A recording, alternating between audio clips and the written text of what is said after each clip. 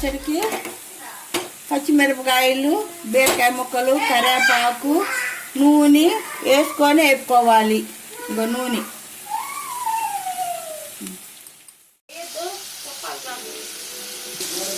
జీలకర్ర, బీరకాయ ముక్కలు,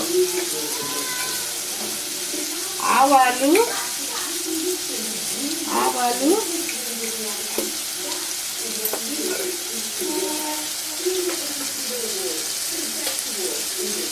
సాయి మినపప్పు వేసుకొని వేపుకోవాలి.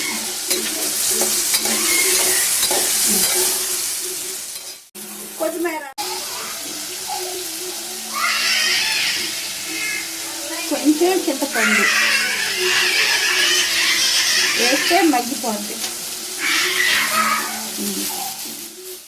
బీరకాయ ముక్కలు ఇట్లా వేపుకోవాలి. వేపుకొని రోట్లో వేసుకొని తొక్కోవాలి. అంతే బీరకాయ పచ్చడిని మిక్సీలో వేసుకొని ఇలా మెత్తగా చేసుకోవాలి. బీరకాయ పచ్చడి రెడీ.